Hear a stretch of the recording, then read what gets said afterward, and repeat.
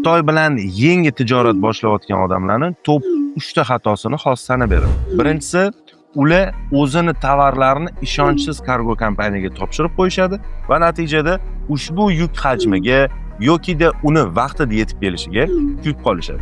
Ikkinchidan, yuk olib kelish jarayonini kargo kompaniyaga emas, balki o'zlari rasmiylashtiramiz va bu anchagina oson va tezroq bitadi deb o'ylashadi. Natijada yuk kech yetib keladi, yuk konfiskatsiya bo'lib ketishi, hujjatlarda noto'g'ri rasmiylashtirish paydo bo'lishi yoki soliq juda yuqori bo'lib ketishiga olib keladi.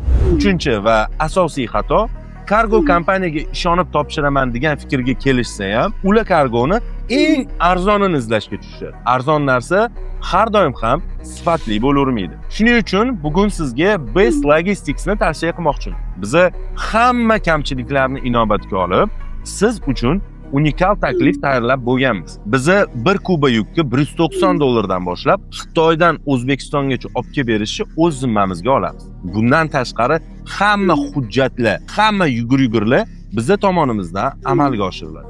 Va yuklarni Xitoydan O'zbekistonga yetib kelish muddatini ham standartlarga asosan belgilab qo'yganmiz. Ya'ni 18 kundan 25 kungacha nasib bo'lsa yuklar sizning qo'lingizda bo'ladi. Ha aytgancha, hattoki bundan oldinroq, ya'ni 14-15 kunda yuklar kelgan holatda ham amalda bo'lgan.